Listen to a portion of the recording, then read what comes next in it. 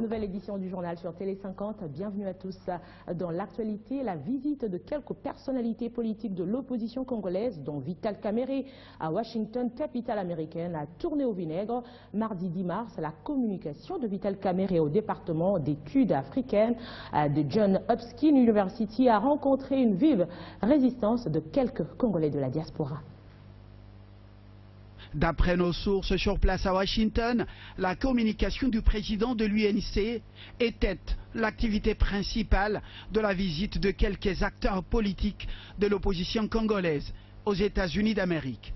Si on ne s'en tient qu'à ces images amateurs, la communication de Vital Kamerhe au département d'études africaines de la Johns Hopkins University de Washington n'a pas eu lieu, au grand regret du diplomate américain à la retraite, Herman Cohen, mais devenu lobbyiste du pouvoir de Kigali aux États-Unis d'Amérique, selon des observateurs avertis. Organisateur de la tournée de ces acteurs politiques dans la capitale fédérale américaine, Herman Cohen, qui introduisait le leader de l'UNC, a été pris de court par l'irruption dans la salle de protestataires congolais. Ils accusent Kamerhe d'être un agent du Rwanda en République démocratique du Congo. C'est un rendez-vous manqué comme le démontrent ces images. Vital Kamerhe est exfiltré de la salle à la grande déception de l'organisateur. À Kinshasa, d'autres acteurs politiques de l'opposition parlent d'une invitation des étudiants américains lancée aux politiques congolais. Les voyages que je vais réaliser, ce n'est pas pour aller être reçu par les étudiants ou non. J'ai mes ambitions personnelles que je vais réaliser. Alors, comme ça c'est une marmite d'autrui, des opposants qui voyagent, je ne sais pas pourquoi. Fort de l'expérience douloureuse du soutien inconditionnel de Washington au feu maréchal, son ami maréchal Mobutu, pendant plus de 3 décennies, de plus en plus de voix s'élèvent au pays et dans les milieux de la diaspora congolaise pour fustiger l'allégeance des politiques congolais au cercle financier et politique des États-Unis et de l'Europe. Jusqu'où ira cette prise de conscience? Les temps seront-ils éternellement favorables pour continuer la manipulation? Il serait imprudent de répondre hic et nunc à ces questionnements. Voyons voir dans les jours à venir. Et dans le cadre des activités qui précèdent la 35e session de la Conféges qui s'y tiendra du 13 au 14 mars à Kinshasa, le ministre de la Jeunesse et du Sport, Samalou Kondé, s'est entretenu avec les jeunes étudiants de la capitale sur le volontariat international en francophonie qui se veut un cadre propice d'échange et d'emploi pour les jeunes des pays francophones. Les jeunes Congolais ne doivent pas seulement être demandeurs d'emploi, mais ils doivent aussi savoir en créer. Au cours de cet échange avec la jeunesse, dans le cadre du volontariat international à l'Organisation internationale de la francophonie OIF, la sensibilisation était importante. Ce qui a retenu notre attention, c'est un programme de volontariat qui amène les jeunes à aller en formation ailleurs. Dans le cas précis, c'est d'aller dans d'autres pays pour découvrir d'autres cultures, être formé et revenir apporter son expertise en République démocratique du Congo. C'est un programme de l'Organisation internationale de la francophonie. Mais si jamais on pourrait l'adapter aussi ici, que des jeunes dans le cadre professionnel puissent aussi se déplacer dans d'autres provinces, découvrir d'autres cultures, ce serait une bonne adaptation de ce programme ici. Bien sûr, ça demande toute une étude, ça demande l'implication de tous, notamment de l'OIF, de la Conféges, parce qu'elle concerne les jeunes, mais surtout du gouvernement. Le futur président de la Conféges tient à faire de cette plateforme un cadre idéal pour l'épanouissement des jeunes dans tous les domaines. Et pour cela, l'OIF est prête à s'investir dans la sensibilisation en République démocratique du Congo, qui ne compte actuellement que 6 Congolais membres actifs au volontariat à l'international. Je l'espère. Vous savez, cette conférence des ministres de la jeunesse de la francophonie se tient quelques mois après l'adoption par nos chefs d'État de la stratégie jeunesse de la francophonie. Et cette stratégie constitue en quelque sorte une feuille de route qui contient des objectifs très clairs et des interventions très pertinentes pour répondre aux besoins et préoccupations des jeunes.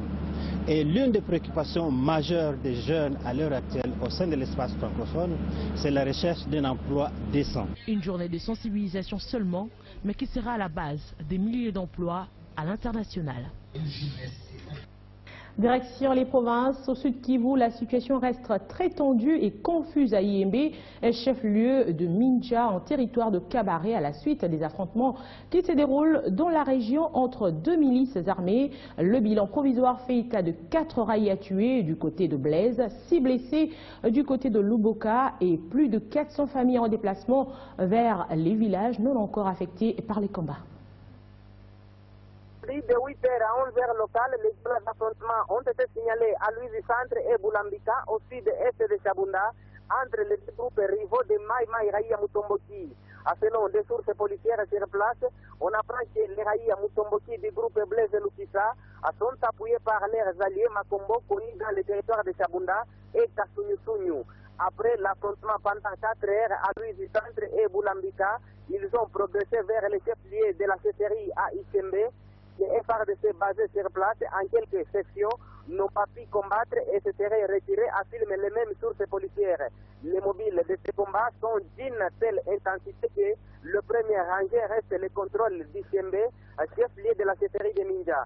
Au terme de 2 affrontements entre les 2 groupes, le bilan fait état de 4 raïas Mutomboki du côté de Blaise Lukisa et 6 éléments blessés aux côtés de Lukoba.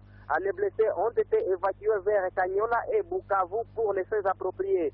Il s'ensuit un mouvement massif de déplacement des populations des villages de Luivi, Kazungula, Kilanganya, Chololo, qui suivent des trajectoires différentes vers Ikembe, Kanyola, Kalonge et dans le territoire de Kabare, non encore affectés par les combats.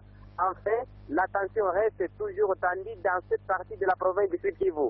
Amani Joseph, Bukavu, Télé50. Difficulté énorme de prendre le transport ce mercredi en Mbuji-Mayi. À la base, la hausse exagérée du prix du carburant. Un litre d'essence se vend cet avant-midi à 5 000 francs congolais. La décision du ministre national de l'économie fixant la nouvelle tarification de produits pétroliers a été totalement foulée aux pieds par des dépositeurs et pétroliers. Aucune station-service ne dispose d'un stock en carburant. Le ton monte d'un cran entre le FEC et le gouvernement provincial. Dans une ville où le problème d'eau et d'électricité se fait sentir avec acuité, vient s'ajouter une autre énorme difficulté, la difficulté des transports de personnes. Il est difficile aujourd'hui en Mbuji-Mayi de se déplacer d'un coin à un autre si on n'est pas habitué à faire les pieds. À la base, la hausse exagérée des prix des carburants. À ce jour, 1 litre d'essence se vend jusqu'à 6 500 francs congolais. Ce qui rend impossible pour se déplacer avec les véhicules ou avec des motos. Les taximens contactés ce matin se disent incapables de se procurer de l'essence afin de faire leur travail normalement.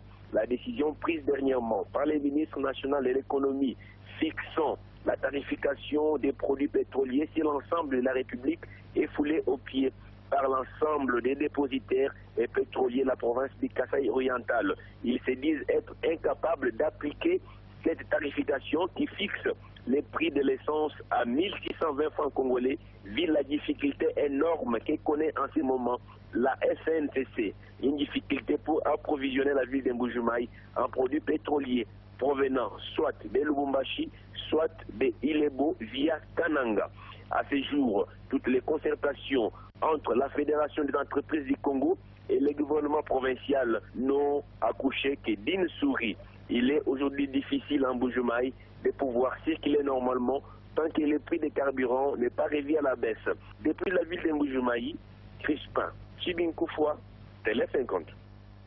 Et plus loin de la République démocratique du Congo, on s'en souvient, le 11 mars 2011, un séisme déclenchait un tsunami provoquant un accident industriel majeur à la centrale nucléaire de Fukushima.